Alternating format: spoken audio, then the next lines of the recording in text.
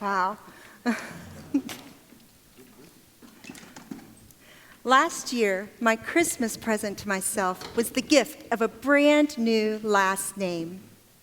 3 years prior, amidst some big life changes, it occurred to me that neither my married name nor my given name applied to me anymore. So I decided to create a new name and petition the courts to make it legal. I had made these big life changes in the pursuit of peace, and it was important to me that whatever name I chose, that peace should be represented. You see, I had lived my entire life in fear, and my greatest fear was that I would never be enough. In the strict religious community in which I was raised, it was impressed upon me from a very young age that if I were to have value, it had to be earned. So fear became the overriding emotion in my life. Fear of not doing the right thing, fear of doing the wrong thing and being caught, and fear of the afterlife, which is a heavy burden for a child to bear. My one redeeming quality was my purity. I believed that I had been created for the sole purpose of serving one man. And when that man came into my life, if I could present myself to him as pure and undefiled on our wedding night, then he would value me. In high school, I gained a bit of a reputation as a good girl. And unbeknownst to me, in the small Tennessee town where I lived, my purity became a coveted prize. I was a senior, and I also was a waitress. One afternoon, I was pouring coffee for a new customer, and we chit-chatted a bit like I did with all of my customers. But when I got off work that night, this man was outside waiting for me. To make a really long story extremely condensed, over the course of the next few hours, he drugged me, he raped me, and he left me in a dark parking lot behind a closed shopping mall. I gathered my wits about me and walked the 2 miles back to my car, and from there drove 20 miles home. The following morning, I could see the physical effects of what had taken place, and I was terrified. Not because of what had happened. I was terrified because I had lost my value.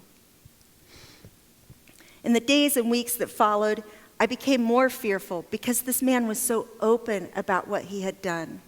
He continued to come into my workplace and mock me. He left nasty things on my car, like a pair of bloody underwear tied with a bow. He even followed me home from work one night and ran my car off the road. He also bragged quite openly to the other men and boys in the community, one of whom happened to be an ex-boyfriend who had broken up with me specifically because I refused to sleep with him. He took it as a personal affront, and he confronted me in anger and tried to snap my neck. I spent a few days in a neck brace, but still could not tell anyone why these things were happening to me.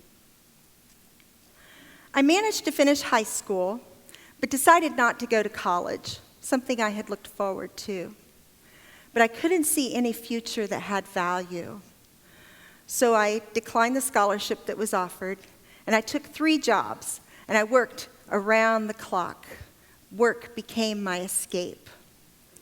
It was at one of those 3 workplaces where I met the man who would eventually become my husband. Because we were of the same religious background and mindset, I felt it was important for him to know that if he married me, he was getting damaged goods. But first I thought, I'll talk to my mom about it. Maybe due to the circumstances, I won't have to count that first time. I broached the subject carefully. "Did you flirt with him?" she asked. "I was friendly with him, like I was with all of my customers," I told her. "If you flirted with him," she replied, "he can't be held responsible for his actions." My one ray of hope was extinguished. I explained the situation to my future husband, and he very graciously said that he forgave me and that he would pick me up off the trash heap and polish me and give me value. For the next 24 years, I lived in almost constant fear. Fear of losing him to someone more worthy. Fear of being found out as a fraud in my religious community. And fear of displeasing God if I displeased my husband. I worked hard to earn my value. We had 5 children that I homeschooled in our rambling old farmhouse. It could have been a peaceful life. But he was so open about his desires and interest in the more worldly, sophisticated women that he encountered on a daily basis. The pressure I put on myself to work harder was great, as was his anger each time I failed. I was so afraid of failing that I made a checklist, and at the top I wrote, marriage checklist to keep my husband happy, peaceful, and in love with me. The first 15 items were related to the household, the children, and the business we had started. The remaining half of the list were rules that he had specifically set for me or had strongly suggested over the years.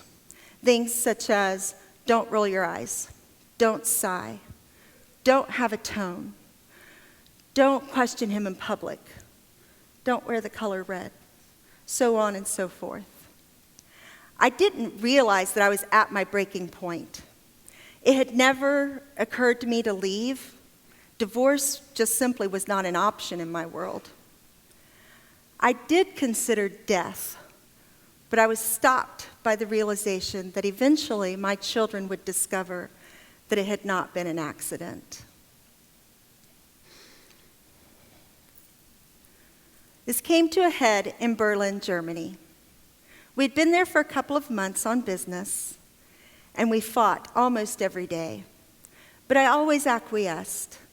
The mental and emotional punishments for not cowing had become more painful than I could stand up under. But there was one night when I thought things would be different. I felt beautiful that night, a changing point, I hoped. Maybe tonight he'll realize that I can be enough. But there at 3 a.m. on the streets of Berlin, I was brought down by the one who claimed to love me, the one that I believed with all of my heart I had been created to serve. In anger, he reached under my dress and wrenched as hard as he could. The pain brought me to my knees. Entire pelvic area throbbing, new shoes scuffed, new dress, this dress, covered in muck. I cried out, "Please don't do this to us. Please not again." Never looking back, he continued toward the red light district. In that moment, the voice that had been repressed from me in childhood broke through every ounce of fear, anger, pain, and a distinct understanding that I deserved more than to be cast to the street like an abused animal. Within a couple of hours, I had gathered my children and was on the first flight back to the United States.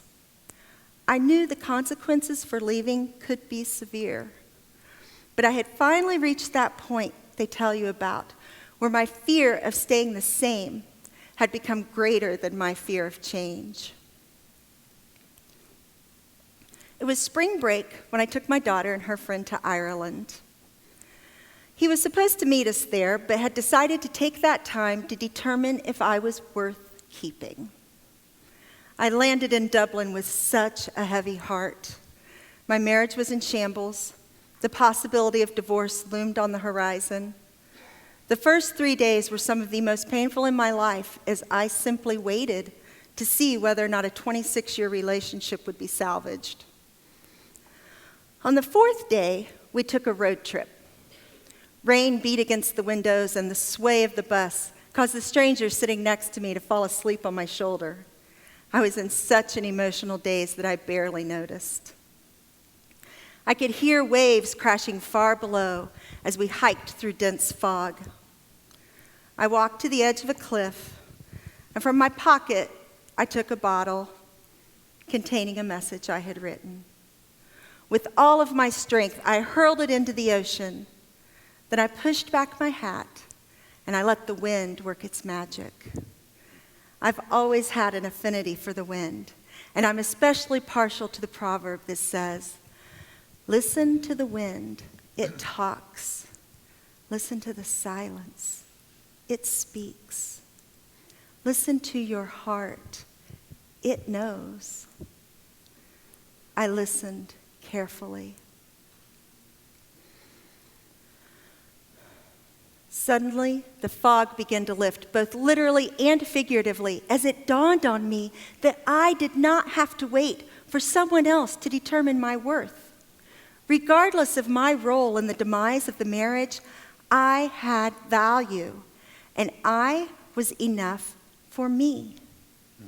Then and there, I decided that I would take the initiative to file for divorce. Little rays of peace began to penetrate my heart, and for the first time in my life, I felt hope.